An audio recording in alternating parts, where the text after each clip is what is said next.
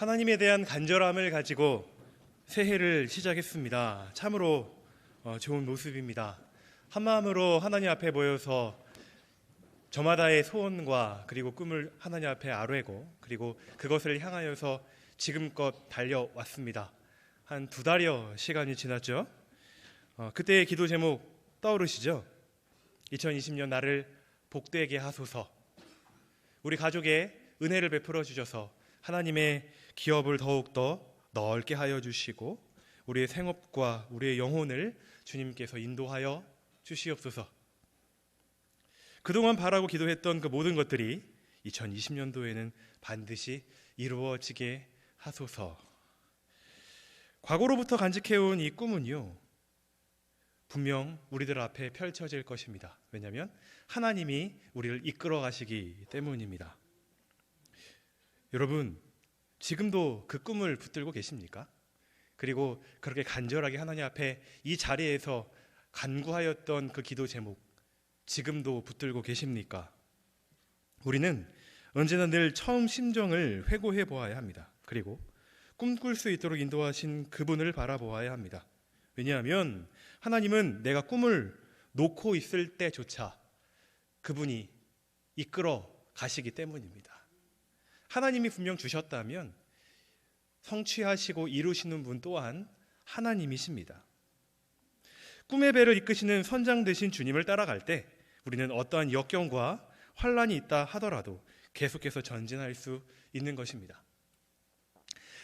지난 1월 26일이었습니다. 참으로 안타까운 소식이었는데요. 미 프로농구 NBA LA 레이커스 소속이었던 코비 브라이언트라는 선수가 죽음을 겪은 일입니다. 사랑하는 딸 아이의 농구 경기를 참관하기 위하여서 친지들과 함께 헬기를 타고 가다가 그만 추락하고 맙니다. 캘리포니아 근처에서 말이죠. 그를 사랑하였던 엄청나게 많은 사람들, 전현직 대통령을 비롯해서 미국 전역에 있는 사람들 뿐만 아니라 전 세계에 그를 사랑하는 팬들이 지금도 애도의 뜻을 표하고 있습니다. 그는 선수 시절 굉장히 열심히 연습했던 선수로 기억이 됩니다. 1999년도에는요, 시범 경기 때 손목이 부러지는 그런 일이 있었는데 그때도 그는 팔에 깁스를 한 채 연습을 하기 여념없었다고 합니다. 평상시 새벽 4시 반이면 일어나서 연습을 시작을 했고 그리고 아침 6시가 되면 어김없이 팀 훈련장인 농구 코트에 와서 열심히 운동을 했답니다. 물론 1999년도 자신이 손목이 부러졌을 때도 마찬가지로 그는 다른 선수들보다 가장 먼저 그 농구 코트에 와서 슛 연습과 드리블 연습을 하고 있었다고 하니 농구를 향한 그의 열정이 얼마나 대단한지 가늠해 볼 수 있습니다. 근데 저는 그의 이야기들을 들으면서 그런 생각이 들더라고요. 최선을 다하는 게 그게 실력일까? 아니면 최선을 다하면 실력이 그 나중에 따라올까? 우리 그런 말 흔히 하잖아요. 열심히만 해라. 그러면 결과가 어떤 결과가 나와도 상관없어. 내가 최선을 다하는 그게 정말 중요한 거야. 이런 얘기 하잖아요. 또 반대로 열심히 하면 좋은 결과 있을 테니까 걱정하지 마. 그것에만 집중하고 나중에 따라올 그거 바라보면서 내가 지금 열심히 하면 된다. 우리 이런 얘기들을 흔히 합니다. 먼저 어떠한 일을 열심히만 하면 될까요? 열심히만 하면 된다. 우리는 이 이야기에 큰 오류가 있습니다. 잘못된 방향으로 분명 흘러갈 수가 있거든요. 열심히만 한다는 거, 무엇을 향해서 열심히 한다는 말입니까? 열심히만 하면 된다라고 하는 이것에는요, 어쩌면 다량의 피해자가 발생해도 상관이 없다라는 이야기가 내포될 수도 있습니다. 그리고 그 다음으로 최선을 다해야 실력이 생긴다, 이 말.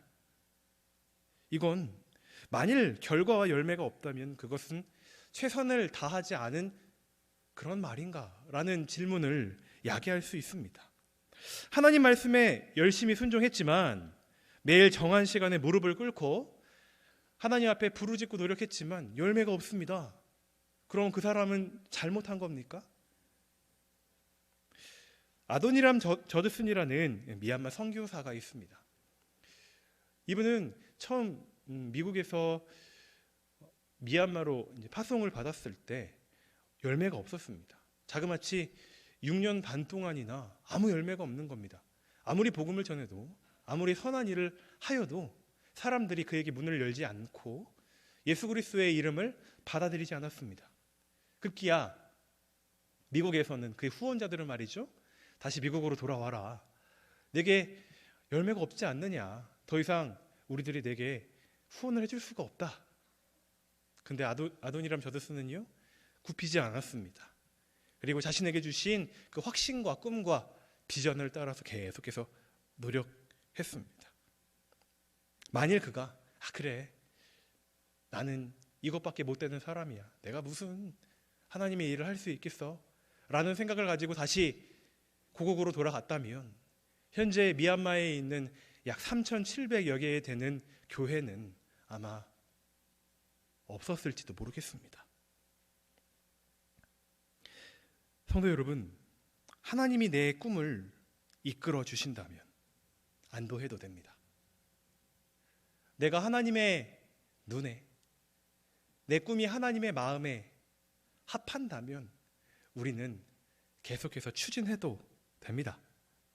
하나님이 내 꿈을 이뤄주시기만 한다면, 이끌어주시기만 한다면 하나님의 때에 그분께서 알아서 성취하실 것입니다. 너무 급하게 생각할 필요 없습니다. 열매는 내가 주체가 되어 맺는 것이 아니라 내 안에 예수 그리스도께서 맺으시는 거기 때문에 우리는 그분께서 열매 맺으실 그때를 생각하며 우리의 방향성이 하나님께 맞는지 아닌지를 잘 판가름하여 내가 주님 앞에 오늘도 나의 꿈을 드리고 나의 주도권 대신 그 하나님 앞에, 하나님 내 꿈을 이끌어 가시옵소서. 주님, 내가 주님 앞에 오늘도 순종하며 나아갑니다. 주님 앞에 나아갈 때에 주님께서 열매를 맺게 하실 줄 확신합니다. 하나님의 영광을 위하여 나아가는 우리의 모습들, 바로 앞에 결과물이 나오지 않는다 하더라도 끈기를 가지고 추진하는 나의 모습들, 세상은 부질없다 해도 되지 않는다, 아무리 우리를 향하여서 조롱하고 모욕한다 하여도 믿음의 주에 온전케 하신 그 예수 그리스도를 끝까지 믿고 따라가는 우리 예수인 교회를 통하여서 하나님의 기적과 역사와 능력이 나타날 줄 믿습니다. 우리 안에 착한 일을 시작하신 이가 예수 그리스도의 날까지 이루실 줄을 확신합니다. 우리는 오늘 본문 말씀을 통해 주님이 그려놓으신 완벽한 로드맵에 초대된 베드로의 모습을 보게 될 것입니다. 베드로는 예수님이 준비하신 으리으리한 잔치자리에서 정신을 차리지 못합니다. 어떤 잔치자리가 벌어졌습니까? 어떤 역사가 그 가운데 있었나요? 예수님께서 특별한 존재로 변하셨잖아요, 그렇죠? 베드로가 이런 질문을 합니다. 이런 반응을 보여요. 주님, 우리가 여기 있는 게 좋으니까요, 저희가 초막 셋을 짓도록 좀 허락해 주십시오. 입으로는 좋다고 하지만 실제로는 좋지가 않습니다. 오늘 우리가 읽은 본문 말씀에는 그의 심정에 대해 이렇게 표현하고 있는데요, 두려워하고 있었다라고 말이죠. 너무너무 무섭고 두려워서 베드로는 자신이 하는 말조차 조절하지 못하는 그런 상황에 놓여 있습니다. 무엇이 그토록 그를 무섭게 했습니까? 무엇이 그를 그토록 두렵게 했습니까? 자신이 생각하는 예수님이 아닌 것 같아요. 맞습니다. 베드로는요, 한번 인생 한번 펴보려고 예수님을 따르고 좇았던 사람입니다. 예수님만 따라가면 내 인생 이 갈릴리 총구석에서 벗어날 수 있어. 왕 대신 그 예수님만 따라간다면 나는 정말 위대한 사람이 될 수 있을 거야. 그런데 예수님이 어떤 모습으로 변하십니까? 세상에 빨래하는 자가 희귀할 수 없을 만큼 아주 하얀 모습으로 변하십니다. 그의 영광의 광채가 얼마나 찬란한지 감히 눈을 뜨고 그분을 쳐다볼 수 없을 만큼의 그런 상황인 것이죠. 자신이 생각하는 그 예수님의 모습이 아닙니다. 그는 사실 말뿐인 수제자였어요. 요한과 야고보의 어머니가 예수님께 청탁을 한 사건이 있지 않습니까? 근데 그때 제자들을, 많은 사람들을 중재하기는커녕 함께 싸움의 자리에 서서 내가 어떻게 예수님께 그렇게 청탁을 할 수 있느냐? 반기를 들고 싸움에 함께 했던 사람입니다. 또한 예수님께서 십자가 고난을 받으실 때 그분을 향하여서 독서를 내뿜었으며 예수님의 죽으심 후에는 걸음아 나 살려라 도망가기 바빴던 자입니다. 인생 한번 활짝 펴보겠다는 포부 어디로 도망갔습니까? 남자라면 남자가 칼을 한번 뽑았으면 무라도 썰어봐야 하는 거 아니겠습니까? 너무나 치사하지 않아요? 베드로는 바로 변화산에 이러한 마음으로 있는 것입니다. 그래, 나는 오늘도 예수님과 함께 이 변화산에 올랐어. 그래, 나는 이 예수님을 따라왔으니 아주 큰 사람이 될 수 있을 거야. 그런데 자신의 이 이기심과 자신의 이 꿈이 완전하게 변하신, 완전한 영광을 보이신 그 예수님 앞에서 조금씩 무너져 가는 것입니다. 내가 생각했던 예수님이 아니네. 내가 기대했던 그 예수님이 아니네. 베드로 이런 고백했던 사람 아닙니까? 주는 그리스도시요 살아계신 하나님의 아들이십니다. 예수님이 그의 고백을 칭찬하십니다. 이것은 혈육으로 말한 것이 아니라 하늘 아버지께서 너에게 알게 하신 것이다. 너의 입을 통하여서 하나님이 주신 것이다. 보십시오. 성령의 능력으로 충만하여서 하나님의 일과 하나님의 역사와 진리 되신 그 예수님에 대하여서 정확하게 고백하였던 자가 이번에 변화산에서 예수 그리스도의 완전하신 영광을 바라보았을 때 자신의 이기적인 꿈과 자신이 그동안 잘못 생각하였던 그런 연약한 자신의 모습으로 인하여서 두려워하는 이 모습, 여러분, 이게 바로 인간의 연약함입니다. 우리 인간은요, 하나님의 찬란한 영광 앞에서 두려워 떨 수밖에 없는 존재들입니다. 왜냐하면 우리 안에 여전히 죄악된 요소가 있거든요. 우리 안에 여전히 하나님께서 싫어하시는 요소들이 분명 있거든요. 물론 하나님의 자녀 삼아 주셔서 예수 그리스도의 보혈의 은혜로 말미암아 우리를 하나님의 양자로 삼아 주셨기에 우리 이 자리에 다시 한번 나오기는 했지만, 우리는 그 주님을 따라갈 수 있지만, 그러나 그 영광의 은혜 앞에 우리는 감히 내세울 수 없을 만한 우리의 연약함, 죄악된 요소들이 분명히 있다는 겁니다. 우리가 지금 생각하는 꿈이 혹시 이렇지 않습니까? 앞에 내가 추구하는 일이 무슨 일인지도 모른 채 갈팡질팡하는 우리의 인생살이, 내가 추구하는 그 꿈이 나를 두렵게 하는 것인지도 모른 채 무작정 그것을 향해 나아가려고 하는 우리의 연약한 말입니다. 2020년도 야심차게 다져진 내 꿈, 어디에서 왔나요? 그리고 현재 어디쯤 왔습니까? 그리고 어디를 향해 지금 나아가고 있습니까? 장애물 처리는 우리 어떻게 하고 있지요? 하나님 앞에 우리의 꿈을 올려드렸으면 좋겠습니다. 그 꿈을 이룰 수 있는 주체가 내가 아닌 것 다 아시잖아요, 그렇죠? 하나님이 그 꿈을 이루셔야 하기에 하나님께서 꿈의 시작점이고 진행자이시고 완성자가 분명하시다면 하나님이 그 꿈을 송두리째 끌고 가실 것입니다. 그리고 하나님의 그때에 완전히 이루실 것을 우리들은 확신합니다. 1985년 개봉되었던 백투더 퓨처라는 영화의 주인공 마이클 폭스에 대한 이야기인데요, 그가 31살 때 파킨슨병에 걸리잖아요. 근데 그는 그 병에 걸리고 난 이후 자신의 자서전을 쓰게 됩니다. 그 자서전을 보아하니 이런 이야기를 적어 놓습니다. 내가 이 병에 걸려서 하나님께서 나를 사용하시는 것을 느낀다. 만약 내가 나의 존재에 대해 알지도 못했고 이 연약한 하나님이 없이는 살 수 없는 이런 상황 가운데 놓였다면 여전히 나는 세상이 주는 두려움과 탐닉과 그러한 욕심으로 인하여서 두려운 삶을 아마 계속해서 살고 있었을 터인데 하나님이 나를 사용해 주셔서 너무 감사하다. 하나님께서 이 마이클 폭스를 귀하게 사용하시고 그의 꿈을 송두리째 이끌어 가시는 그런 장면들을 우리들은 살펴볼 수가 있습니다. 우리 욥기 말씀 함께 읽어보시겠는데요. 우리 말씀 좀 띄워주십시오. 함께 읽습니다. 그런데 내가 앞으로 가도 그가 아니 계시고 뒤로 가도 보이지 아니하며 그가 왼쪽에서 일하시나 내가 만날 수 없고 그가 오른쪽으로 돌이키시나 배울 수 없구나. 그러나 내가 가는 길을 그가 아시나니 그가 나를 단련하신 후에는 내가 순금같이 되어 나오리라. 아멘. 나의 가는 길을 아시는 하나님, 나를 단련하신 후에 순금같이 되게 하시는 하나님, 나를 이끌어 가시는 하나님, 나를 통해 역사하시는 하나님, 그가 바로 여호와이십니다. 예수 그리스도는 원래 그런 분입니다. 베드로가 몰랐을 뿐이에요. 베드로가 눈치채지 못했을 뿐입니다. 그의 연약함으로 말미암아 그분의 영광을 못 봤을 뿐이에요. 그동안 말이죠.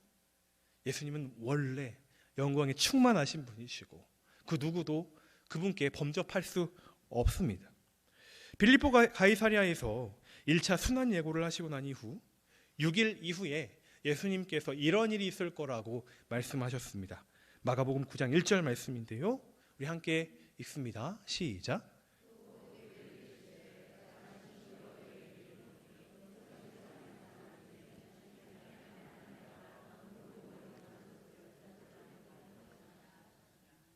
아멘. 여기 서 있는 사람 중에 죽기 전에 하나님의 나라가 권능으로 임하는 것을 볼 자들도 있다. 누구를 향해 주신 말씀인가요? 오늘 본문 주인공 베드로, 그리고 그와 함께 있는 야고보, 요한에게 주시는 말씀입니다. 죽기 전에 하나님의 나라가 권능으로 임하는 것, 그 말씀대로 높은 산 위에서 영광의 주님의 실체를 바라보고 있는 그들, 그게 바로 예수님의 본래의 영광입니다. 영광의 주님께서 모든 것을 내려놓으시고 고난 받으시고 죽으시고 부활하시기 위해 성육신 하셨습니다. 그리고 갈 바를 알지 못해 갈팡질팡 여기저기에서 주저하고 있는 너무나 연약한 어린 양과 같은 그러한 자를 찾아오셔서 하나님의 자녀 삼아주시고 주의 제자 삼아주시고 하나님의 나라를 위하여서 귀하게 쓰임 받을 수 있는 그러한 특권을 베드로에게 주신 것이죠. 그런데 갑자기 누가 이때 나타납니까? 엘리야, 모세가 나타납니다. 엘리야 누굽니까? 분열왕국 시대에 하나님의 나라와 능력에 대하여서 힘있게 선포하였던 자입니다. 모세 누군가요? 40년 광야 생활 가운데 하나님의 백성들을 주의 그분의 말씀으로 양육하고 이끌었던 그런 위대한 지도자입니다. 사실 그들의 여러 가지 사역 가운데 그들의 포커스는 자신에게 있지 않았습니다. 누구에게 있었나요? 장차 오실 예수 그리스도. 모세가 하나님의 말씀을 통해서 부살렐과 오홀리압 그리고 많은 사람들을, 헌신자들을 통하여서 성막을 짓습니다. 그 성막의 표본이 누군가요? 누굴 예표하고 있어요? 예수 그리스도를 향하고 있습니다. 그들의 눈, 모세와 엘리야의 눈은요, 비록 시간적으로 봤을 때 예수님께서 성육신하신 그때보다 훨씬 이전에 있었던 사람이지만 장차 오실 그 예수 그리스도를 향하여 집중하고 있었습니다. 그들의 꿈과 그들의 비전과 그들의 능력은 예수 그리스도였습니다. 그런데 지금 그 광경을 바라보고 있는 베드로의 그 꿈의 주체는, 그 꿈의 주인공은 누구입니까? 바로 자신이었습니다. 그 주님을 온전히 바라보지 못한 채, 그 주님 앞에 자신의 꿈을 온전히 바라보지 못하니까 그는 그저 두려워서 벌벌벌벌 떨면서 하나님, 제가 초막 여기다가 좀 지을까요? 여러분, 메시지가 들리시나요? 믿음의 주에 온전케 하시는 예수 그리스도를 바라보라. 이때 구름이 몰려오죠. 그들을 덮습니다. 구름 속에서 신적 권위로서의 위대한 소리가 들리는데요, 바로 이런 소리입니다. 이는 내 사랑하는 아들이니 너희는 그의 말을 들으라. 누구에게 주시는 말씀인가요? 엘리야와 모세에게 주시는 말씀인가요? 아니에요. 베드로와 야고보와 요한에게 주시는 말씀입니다. 라삐어라고 이야기하는 그 베드로에게 주님께서 주시는 말씀, 믿음의 주여 온전케 하시는 예수 그리스도를 바라보라. 신적 권위를 가지신 그 예수 그리스도, 말씀이 육신이 되어 우리에게 오신 예수 그리스도, 하나님과의 관계가 완전히 끊어졌던 택자들의 구원 사역을 완성하시는 그분 안에 있는 꿈과 비전과 소망을 바라보라. 그리고 그 하나님의 꿈이 이제 산에서부터 세상으로 내려옵니다. 그 영광의 주님께서 본문 이어서 나오는 9절 말씀에 이렇게 나와 있죠. 주님께서 산에서 내려오셨다라고 말입니다. 영광의 권세를 내려놓은 채 예수 그리스도는 세상으로 내려갑니다. 세상은 예수 그리스도에 대하여 알지 못합니다. 인정하지 않으려고 합니다. 알려고 하지 않아요. 그저 자신에게 있는 탐닉과 풍요와 꿈과 자신들에게 있는 그런 희망만을 바라보면서 오늘도 살아가고 있습니다. 그런데 그 영광의 주님께서, 낮은 자 되신 그분께서 낮은 자 되시사 십자가에서 자신의 모든 것들을 내려놓으셔서 우리를 하나님의 자녀로 삼아 놓으신 그 위대하신 높으신 예수 그리스도께서 오늘도 내려오십니다. 그리고 그 꿈의 실체를 그분 안에서 성취하라 말씀하십니다. 높고 높은 보좌를 떠나 하늘 영광 버리고 낮고 낮은 우리를 찾아 내려오신 어린 양, 절망 속에 헤매던 인간 한 사람 또 한 사람 만나주시기 위해 내려오신 주님. 주님은 오늘 우리들에게 말씀하셔요. 두려워하지 말아라. 너에게 있는 주도권을 나에게 좀 양도하지 아니하겠니? 너는 그저 나에게 순종하기만 하면 된다. 하나님의 때에 하나님께서 열매를 맺게 하신단다. 마지막으로 한 이야기만 하고 마치려고 합니다. LA 올림픽 때 있었던 일인데요. 중국 선수가 다이빙 종목에서 금메달을 땁니다. 근데 그 소녀에게 굉장히 큰 그런 담대함이 그 얼굴 가운데 보였나 봐요.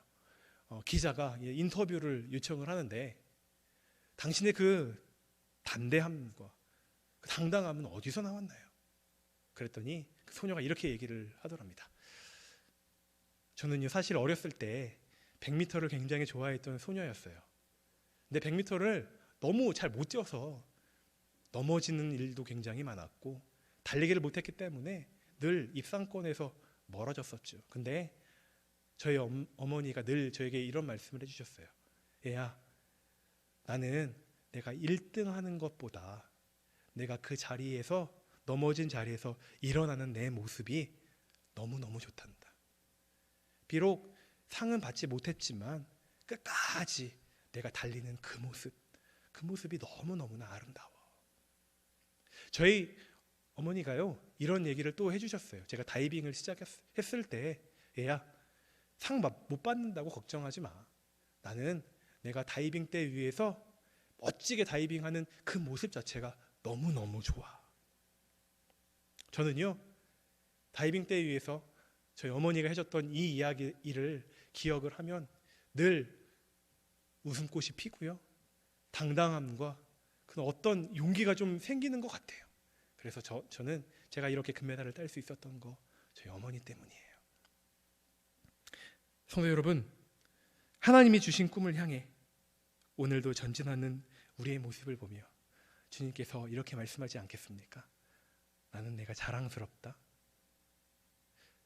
비록 장애물 때문에 걸려 넘어져서 어린아이처럼 5살, 6살 어린아이처럼 눈물을 흘리면서 주님 너무 힘들어요. 투덜투덜 대면서 그렇게 나아갈 때도 있지만 얘야, 나는 네가 다시 나를 바라보는 그게 너무너무 좋아.